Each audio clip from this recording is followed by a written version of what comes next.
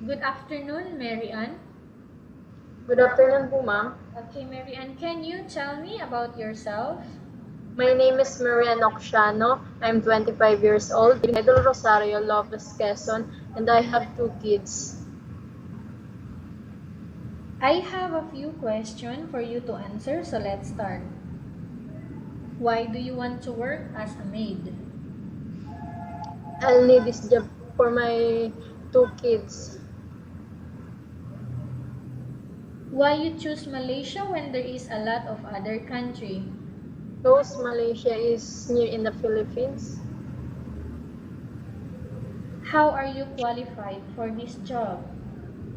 I'm a hardworking and I'm a full life. May I know what your educational level is? I'm a high school graduate. What is your recent working experience? I'm a promodizer at SM Santa Rosa and SM Calamba on November 2015 to February 2016. Have you worked abroad before? No, ma'am. Have you worked abroad before? No, ma'am. Do you have experience of taking care of baby? Yes, ma'am. And whose baby are you taking care of? My children's. How about elderly? Yes, ma'am. My grandmother. Do you have any other special skills? Yes, ma'am, to cook. Are you willing to learn new skills? Yes, ma'am. Are you willing to work with a family where the mother-in-law or any relatives stay together? No. Yes, ma'am. Okay, currently, are you still working now? No, ma'am. Do you know how to cook? Yes, ma'am. What sort of food can you cook, Mary Ann? Filipino food, ma'am. Are you aware that you will have to do washing, cleaning, ironing, and cooking? Yes, ma'am. From all the house chores that I mentioned to you, which do you like most? To clean the house, ma'am. Cleaning the house. If Cleaning the house. ever you were selected to work in Malaysia, who will take care of your kids? My parents. You are not allowed to use handphone during working hours. Yes, ma'am. You are only allowed to use handphone after you finish all the works and when going to bed. Yes, ma'am. You are strictly needed to surrender the handphone to your employer in the morning, and your employer will return back to you once you're going to bed. Yes, ma'am. If ever your employer finds out that you're abusing of using your handphone and it's affected your work performance, your employer will confiscate your handphone and you are not allowed to hold it anymore. Yes, ma'am. Instead, your employer will allow you to call to your family 3 times in a month. You only allowed to bring normal phone and you are not allowed to bring smartphone. Are you agreed for the terms and condition? Yes, ma'am. Are you agreed to the rules and regulation for the handphone? Yes, ma'am. How many years is the contract as you agreed and understands, Marianne? 2 years, ma'am. Can you describe for me your attitude? I'm kind, I'm honest, and I'm hardworking. How can you assure to us that you will work hard in Malaysia, Marianne? I'll do I'll do my best and I'll do anything to work. Can you promise not to use the telephone without the permission of your employer? Mary Ann, can you promise to not to use the telephone without the permission of your employer? Yes, po. Can you promise not to put on makeup but to dress properly while work? Yes, ma'am. Can you promise not to invite friends and relatives without the consent of your employer? Yes, ma'am. Can you promise not to ask for advance salary from your employer under any circumstances? Yes. Come again?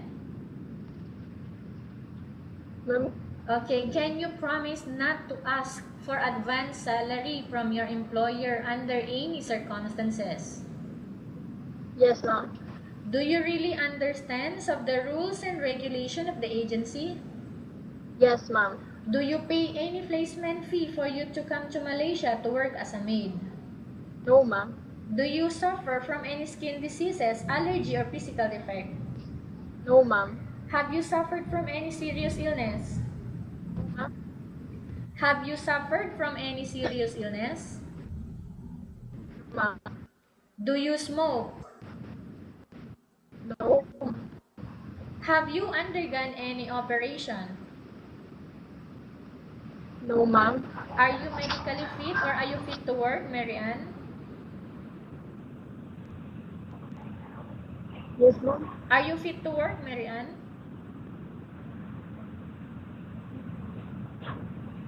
Are you fit to work? Yes. Are you allergic with any food? No, ma'am. Are you preferred to work for the employer of any race? Yes, ma'am. Are you preferred to eat the type of food taken or given by your employer? Yes, ma'am. Are you afraid of being left alone in the house? No, ma'am. Are you afraid of dogs or other pets? No, ma'am. Can you promise to work according to instruction from your employer? Yes, ma'am. Do you have any immediate family working in Malaysia? No, ma'am. Okay, Mary Ann, we have finished our question section. Let's go to case study. I have a case study for you and I want you to answer me truthfully. Upon arrival in Malaysia, within 6 months only, Mary Ann, 6 months. Okay, any of your family members passed away, one of your family members passed away, what would you do? I finished my contract, ma'am. And? I finished my contract and I'll do my best. Continue, Mary Ann.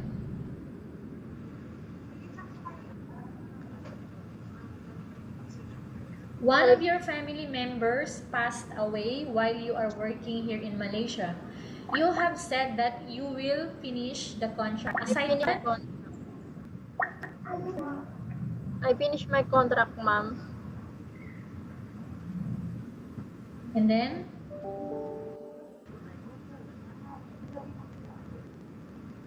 And I work hard. Okay, are you not going to send money for that family member's die? I send money to my family. And what you're going to do?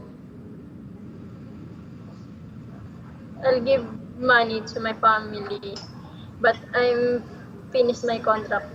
Okay, again, Mary Ann, tell us about yourself and why do you want to work in Malaysia as domestic helper?